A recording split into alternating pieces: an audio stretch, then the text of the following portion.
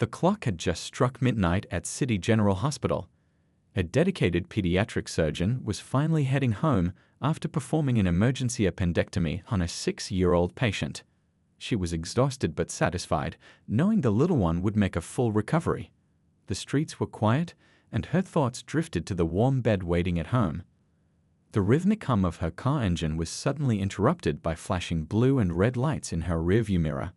She checked her speedometer. She hadn't been speeding. With a tired sigh, she pulled over to the curb, making sure to stop under a streetlight for safety. Following protocol, she turned on her interior lights and placed both hands on the steering wheel. Through her side mirror, she watched the police officer approach. He was tall, with broad shoulders and a swagger in his step that seemed out of place for a routine traffic stop. Her heart rate picked up slightly. Something felt off about his demeanor. "License and registration," he barked, shining his flashlight directly into her eyes. The surgeon squinted against the harsh light but maintained her composure. She spoke softly but clearly, "Officer, may I reach for my documents in the glove compartment?" The officer's response was immediate and hostile. "Just hurry up," he snapped, his tone dripping with unnecessary aggression. As she carefully reached for her documents, she noticed his hand resting on his holster, a gesture that made her stomach tighten with anxiety. After examining her credentials, the officer's attitude shifted from aggressive to dismissive. "Step out of the vehicle," he ordered, despite having no apparent reason for the command. "Officer, may I ask why?" "I'm coming home from performing surgery at City General, and I don't believe I've violated any traffic laws." Her voice remained steady and professional, the same tone she used when explaining complicated procedures to concerned parents. What happened next seemed to unfold in slow motion.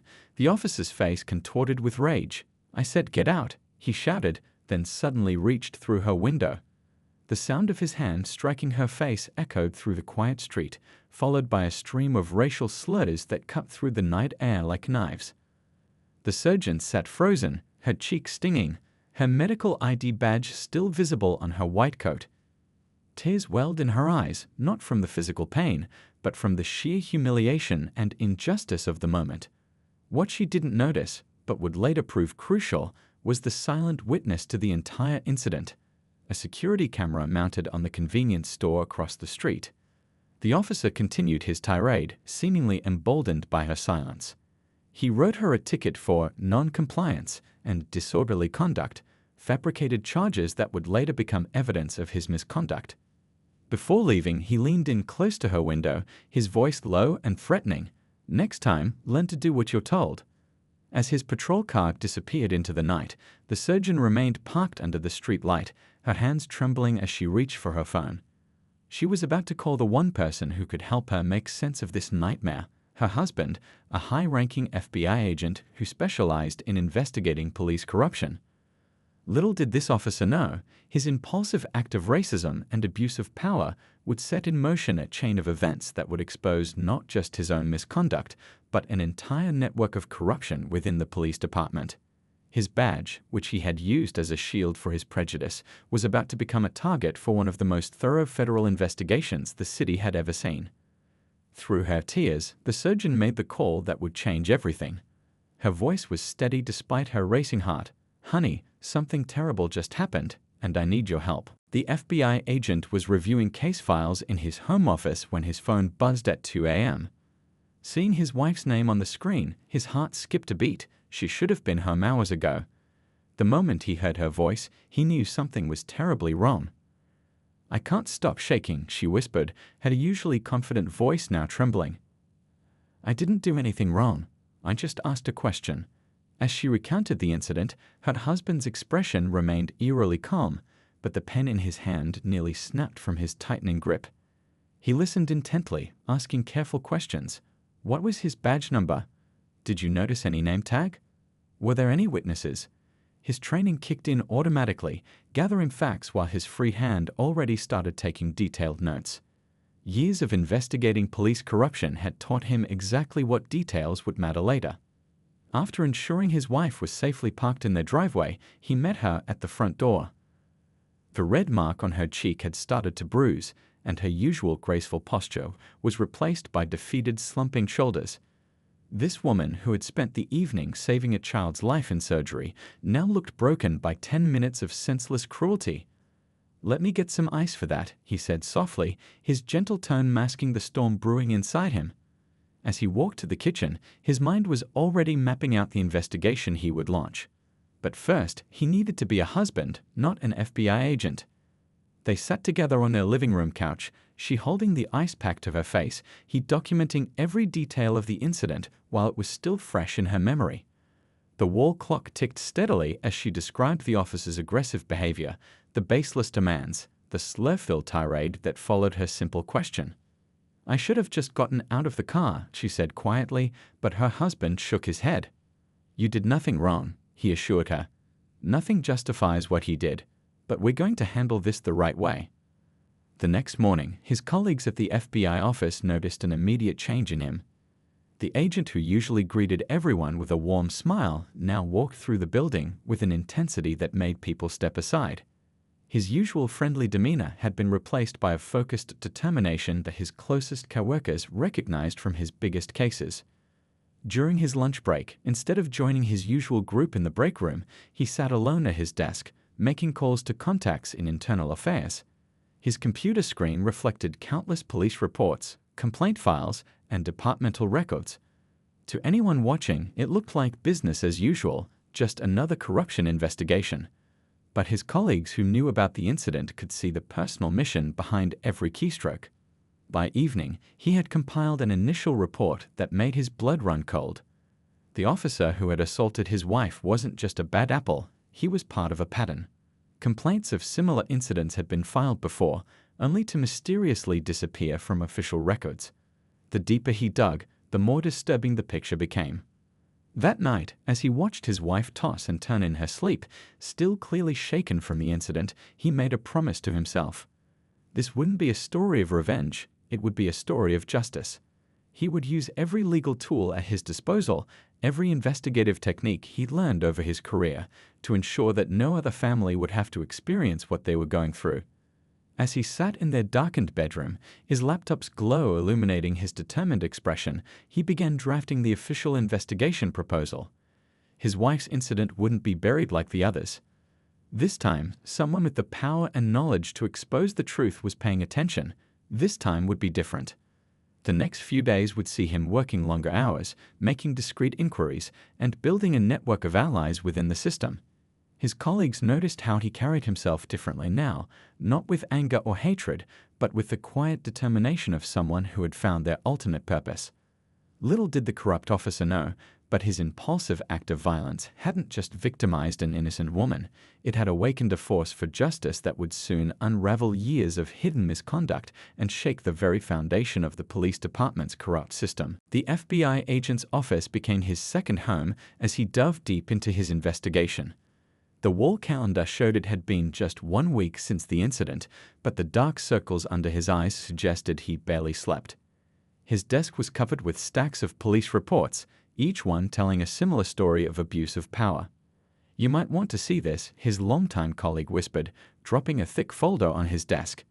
Inside were dozens of civilian complaints against the same officer, all mysteriously marked unfounded or insufficient evidence. The pattern was too clear to ignore.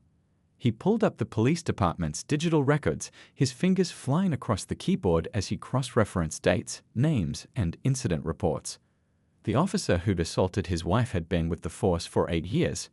In that time, he'd accumulated more complaints than any other officer in his precinct, yet somehow remained on active duty. How does someone with this many red flags stay on the force? He muttered, rubbing his tired eyes. The answer began to emerge as he dove deeper. Each complaint had been reviewed by the same small group of supervisors. Each time, the evidence seemed to vanish, witnesses changed their stories, or paperwork was mysteriously lost. The breakthrough came from an unexpected source. A young officer from the same precinct reached out through secure channels, wanting to meet. They chose a quiet diner far from the station, where the rookie nervously stirred his coffee.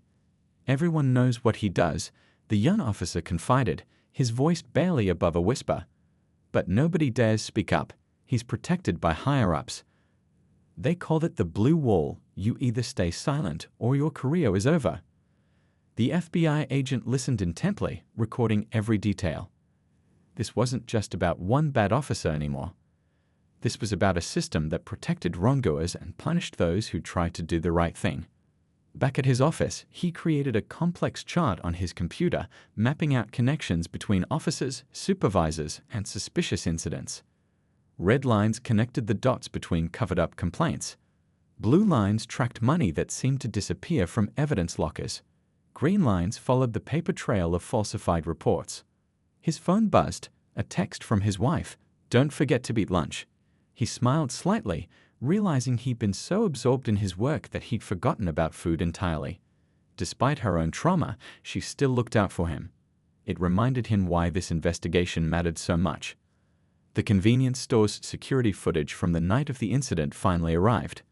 The agent watched it multiple times, his jaw clenching as he saw his wife's assault play out in grainy black and white. But something else caught his eye.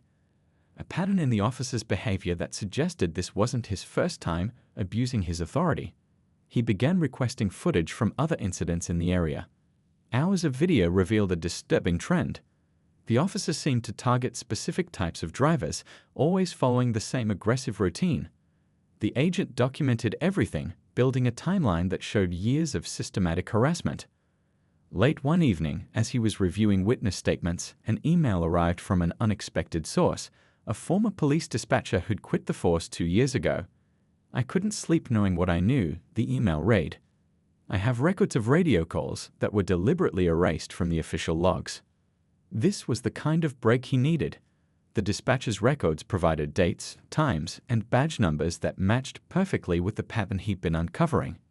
Each piece of evidence strengthened the case, but also revealed how deep the corruption went. In his home office that night, surrounded by case files and evidence photos, he took a moment to look at a family picture on his desk. His wife's smiling face reminded him that this wasn't just about police corruption, it was about protecting people's dignity and right to feel safe in their own community. He opened his laptop and began typing his preliminary report. The evidence was painting a clear picture of a corrupt system that had operated unchecked for years. But bringing it down would require more than just proof. It would need careful planning and perfect timing. As midnight approached, he added one final note to his investigation board. This isn't about revenge. It's about making sure nobody else becomes a victim. Tomorrow would bring new leads to follow, more evidence to gather, and another step closer to exposing the truth that had been hidden for far too long. 6 months had passed since that fateful night. The FBI agent's home office wall had transformed into something that looked like it belonged in a crime thriller movie. Photos, documents, and sticky notes covered nearly every inch, all connected by colored strings that told the story of corruption going back years. His wife paused in the doorway one evening, 2 cups of coffee in hand. "You've barely left this room in weeks," she said softly, placing 1 cup on his desk. The bruise on her cheek had long since faded, but the determination to seek justice had only grown stronger. "I think we've finally got something solid," he replied, gesturing to his computer screen. "Remember that young officer who came forward? He helped us identify 5 other victims who were too scared to speak up before. They're willing to testify now." The investigation had grown far beyond that single incident of assault. Each new piece of evidence revealed a deeper layer of corruption. The agent had uncovered a complex web of illegal activities, falsified reports, missing evidence, covered-up misconduct, and even instances where innocent people had been framed to protect corrupt officers. One afternoon, his phone rang. It was someone from Internal Affairs, speaking in hushed tones. "We found something in the evidence lockup. Dozens of body camera videos that were supposed to be accidentally deleted. They're all here, and they show everything." The agent worked closely with the district attorney's office, building an airtight case. They met in quiet diners and park benches, away from prying eyes. "This is bigger than anything we've handled before," the DA admitted during one meeting. "We're talking about years of systematic abuse of power." Civil rights organizations began providing additional evidence. People came forward with cell phone videos, written statements, and hospital records. Each story followed a similar pattern. Encounters that started with minor traffic stops and escalated into harassment or worse. His colleague from the FBI's Forensic Accounting Unit dropped a bombshell one Tuesday morning. "We found irregularities in their asset forfeiture records," she explained, spreading papers across his desk. "They've been seizing property without cause and pocketing the proceeds. The paper trail goes back at least 5 years." The agent's wife had started volunteering at a legal aid clinic, helping other victims navigate the complex process of filing complaints. "Every person who walks through that door has a similar story," she told him over dinner. But now they're finally feeling brave enough to speak up. Late one night, as he reviewed surveillance footage for the 100th time, a pattern emerged that he hadn't noticed before. The corrupt officers had a system. They targeted specific neighborhoods at specific times, knowing their actions wouldn't be questioned. The realization made his blood boil, but he channeled that anger into more detailed documentation. The district attorney's office assigned their best prosecutors to the case. Together, they spent countless hours preparing for the grand jury presentation. Every piece of evidence had to be perfect, every witness testimony had to be bulletproof. They couldn't risk a single detail being questioned. His wife found him asleep at his desk one morning, surrounded by witness statements and legal briefs. She gently draped a blanket over his shoulders, glancing at the photos and documents that told the story of justice slowly but surely taking shape. The breakthrough they needed came from an unexpected source, the police department's own aid specialist. "They thought they deleted everything," the specialist explained, handing over a hard drive. "But data never really disappears. I've been quietly keeping backups of everything they tried to erase." The agent organized all the evidence methodically. Video footage was catalogued and timestamped. Witness statements were cross-referenced with official reports. Financial records were audited down to the last cent. Every piece of evidence was another brick in the wall of justice they were building. As he prepared the final case file for the grand jury, his wife stood in the doorway of his office. "Do you think it will be enough?" she asked. He looked at the mountain of evidence they'd gathered, thought about all the brave people who had come forward, and nodded. "It has to be. Too many people have suffered in silence for too long." The case was no longer just about one officer's assault on his wife. It had evolved into something much bigger, a chance to expose and dismantle a system that had protected corrupt officers while betraying the public's trust. As he sealed the final evidence envelope, he knew that what happened next would change their city's law enforcement forever. The FBI surveillance van sat quietly in the pre-dawn darkness, parked behind an abandoned warehouse. Inside, the agent checked his equipment one final time. Months of careful planning had led to this moment. "All units in position," crackled a voice through his earpiece. They discovered that the corrupt officers met every Thursday morning before their shift in what they thought was a secure location. Today would be different. Hidden cameras and microphones had been carefully placed throughout the meeting spot, ready to capture every incriminating word. "Remember," the agent spoke softly into his radio, "we need them to talk about the evidence tampering. That's our key to breaking this whole thing open." His team had spent weeks setting up this operation, creating the perfect scenario to expose the truth. Through their surveillance, they'd learned that the corrupt officers had a system. They'd pull over drivers, plant evidence, then demand money to make the charges disappear. The money would be split between them, and any complaints would mysteriously vanish from the records. The agent watched his monitor as the first police cruiser pulled into the meeting spot, then another and another. His heart raced as he recognized the officer who had assaulted his wife, the one who had unknowingly sparked this entire investigation. The officer swaggered into the building, completely unaware of the dozens of hidden cameras tracking his every move. "They're starting," whispered his partner, adjusting the audio feed. The voices came through crystal clear. These officers had grown so confident in their corruption that they spoke openly about their schemes. They'd bragged about threatening witnesses, discussed which evidence to plant, and laughed about the complaints they'd buried. The agent's hands tightened into fists as he listened, but his face remained professionally calm. This wasn't about personal revenge anymore. This was about protecting every citizen who had ever been victimized by these badges turned bad. Suddenly, the conversation turned exactly where they needed it to go. "That evidence from the Wilson case," one officer said, "I made it disappear just like the others." The agent glanced at his colleague. They both knew this was the confession they'd been waiting for. The hidden cameras captured everything. Officers demonstrating how they planted false evidence, explaining their system for intimidating witnesses, even counting money from their latest shakedowns. Each minute brought new damning evidence that would be impossible to explain away. In a nearby van, a team of tech experts recorded and catalogued everything. Multiple backup systems ensured not a single word or image would be lost. They'd learned from past cases where evidence had mysteriously vanished. This time, there would be no place for the corruption to hide. The agent checked his watch.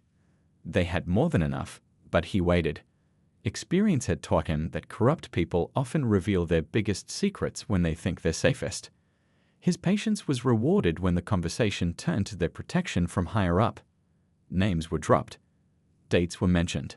The entire corrupt network was laid bare in their own words. The officer who had assaulted his wife even bragged about how he kept getting away with misconduct thanks to their connections in the department. After 3 hours, the meeting broke up. The officers left one by one, heading to their shifts where they would continue their abuse of power, but for the last time. The agent waited until the last car pulled away before speaking into his radio, "Operation complete. All units, prepare for Phase 2. Back at FBI headquarters, teams of agents began processing the evidence. The tech experts enhanced audio, clarified video, and created perfect transcripts of every incriminating conversation. Legal experts began preparing warrants, ensuring every detail would stand up in court. The agent sat in his office, watching the surveillance footage again. On screen, the corrupt officers laughed about their crimes, confident in their immunity.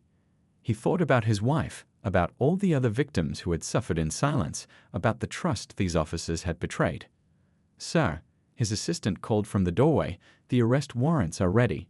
The agent nodded, standing up. In less than 24 hours, these officers would learn that their badge wasn't a shield for corruption, it was a symbol of responsibility they had failed to honor. As he prepared for the next phase, he sent a quick text to his wife, "It's happening." Her response was immediate, "Stay safe. Justice is coming." Tomorrow, the city would wake up to find its police department transformed as years of corruption were finally exposed to the light of justice. Dawn broke over the city as dozens of FBI vehicles moved into position. The agent adjusted his bulletproof vest, thinking about how this moment was months in the making. Teams of agents waited silently outside homes and police stations across the city, ready to move on his signal. At exactly 6:00 a.m., radios crackled to life. "All units, execute." The synchronized raids began with clockwork precision. The corrupt officer who had assaulted his wife was caught still sleeping, barely having time to register what was happening before agents secured his home. News helicopters circled overhead as more arrests took place. 13 officers in total, each one caught completely off guard. The public watched in amazement as officers they had once feared were led away in handcuffs, their badges and uniforms now stripped of power. Inside the federal courthouse, the grand jury listened intently as evidence was presented. The surveillance footage played on large screens, showing the officers in their own words describing their crimes. The arrogant laughter from those recordings now echoed hollowly through the silent courtroom. The agent's wife sat in the back of the courtroom, watching as photo after photo was shown, document after document was presented. Each piece of evidence represented countless hours of meticulous work, each testimony another thread in the tapestry of truth they had woven. Witnesses who had once been too afraid to speak now stepped forward with confidence. The young rookie officer who had first come forward testified about the culture of corruption he had witnessed. Former victims shared their stories, their voices growing stronger as they realized they were finally being heard. The police department's internal records were laid bare. Years of covered-up complaints, falsified reports, and buried evidence saw the light of day. The web of corruption that had seemed so impenetrable just months ago now unraveled thread by thread in front of the grand jury. Media outlets across the country picked up the story. Headlines screamed about the largest police corruption bust in the city's history. But what caught everyone's attention wasn't just the crimes, it was the methodical way they had been exposed and the courage of those who had spoken up. The corrupt officer who had started it all sat in the courthouse holding cell, his arrogance finally shattered. Through his lawyer, he tried to make a deal, offering to expose even more corruption in exchange for leniency. His former friends quickly followed suit, each trying to save themselves as their protective wall crumbled. In the FBI office, the agent's desk was covered with congratulatory messages from colleagues and thank you notes from victims' families. But his eyes were fixed on a single photograph, the security camera image from that night months ago, when one act of brutality had set this whole investigation in motion. The district attorney's office worked tirelessly, ensuring every charge stuck. The evidence was irrefutable: video recordings, financial records, witness testimony, and the office's own words left no room for doubt. The defense attorneys could only watch as their arguments fell apart in the face of overwhelming proof. Community meetings were held across the city as people began to process what had happened. The agent's wife spoke at several, sharing her story not as a victim, but as someone who had trusted the system to work. Her words gave others the courage to come forward with their own experiences. Late one evening, the jury foreman stood to deliver their decision. The courtroom fell silent. One by one, the verdicts were read: guilty, guilty, guilty. The corrupt officer who had assaulted the agent's wife was sentenced to 15 years. His colleagues received similar sentences, justice served in years, not mere months or days. As the last defendant was led away, the agent felt a weight lift from his shoulders. His wife squeezed his hand, both of them knowing that their ordeal had led to something bigger than themselves. They had helped expose a cancer in the department and paved the way for real change. The story made national headlines not just for the arrests, but for what happened next. The police department underwent a complete overhaul. New oversight committees were formed. Body camera policies were strengthened. Training programs were revamped to focus on community trust and accountability. In his office, the agent looked at the wall where evidence photos had once hung. Now it held something different: letters from citizens thanking him for helping restore their faith in justice. Each one reminded him that sometimes the greatest acts of justice come not from seeking revenge, but from believing in the system enough to make it work. 1 year after the landmark corruption case, the FBI agent and his wife stood before a packed auditorium. The crowd wasn't there to hear about police misconduct. They were there to witness the launch of something new: the Justice Reform Foundation. "What happened to me was terrible," the surgeon began, her voice strong and clear, but what came from it was extraordinary. She looked out at the faces before her: community leaders, reformed police officers, civil rights activists, and everyday citizens, all united in their commitment to change. The foundation they created wasn't just about fighting police misconduct. It had become a bridge between law enforcement and the community. Police cadets now attended mandatory training sessions where they heard directly from victims of police abuse. The goal wasn't to shame, but to teach empathy and understanding. Their office, once a small room filled with case files, had grown into a bustling center of activity. Law students volunteered their time to help people navigate the legal system. Retired judges offered their expertise pro bono. Even some former police officers, disgusted by what they'd witnessed in silence, stepped forward to help identify and prevent abuse of power. The agent's investigation had sparked a nationwide movement. Other cities began requesting their training programs. Police departments across the country started implementing their oversight recommendations. The blue wall of silence was being replaced by a culture of accountability and transparency. One morning, a young officer in training approached the surgeon after a presentation. "I almost quit the academy last week," she admitted. "But hearing your story, how you fought for justice instead of revenge, it reminded me why I wanted to be an officer in the first place." The Foundation's work went beyond just police reform. They created support groups for victims of abuse of power, helping them find their voice and their strength. They established scholarships for young people who wanted to enter law enforcement with the right motivations. Every program was designed to heal the divide between police and the communities they served. The agent still worked at the FBI, but his experience had changed how he approached cases. He became known for teaching other agents how to build airtight cases against corruption while never losing sight of the human element. His methods were soon incorporated into FBI training programs nationwide. Their home office wall, once covered in evidence photos, now displayed something different: pictures of graduation ceremonies for reform-minded officers, news clippings about successful policy changes, and letters from people whose lives they'd touched. Each item told a story of positive change growing from the seeds of injustice. The corrupt officers who had once seemed untouchable were serving their sentences, but more importantly, their removal had allowed good officers to step forward and lead. The police department, once a symbol of fear for many citizens, was slowly becoming what it should have been all along, a trusted part of the community. One evening, as they were locking up the Foundation office, a familiar face appeared. The young rookie officer who had first come forward during the investigation. Now a sergeant, he had become an advocate for police reform within the department. "We're making real changes," he said proudly. "The new officers coming in actually want to protect and serve, not dominate and control." The surgeon continued her work at the hospital, but now she also regularly spoke at police academies and community forums. Her story of turning trauma into transformation resonated with people on all sides of the issue. She showed that justice and healing could go hand in hand. Their foundation's motto, displayed prominently in their office, read, "Justice through understanding." It reflected their belief that lasting change comes not from punishment alone, but from creating systems that prevent abuse in the first place. As they walked home that evening, the agent and his wife passed the spot where she had been pulled over that fateful night. What had once been a place of pain had transformed into a symbol of hope.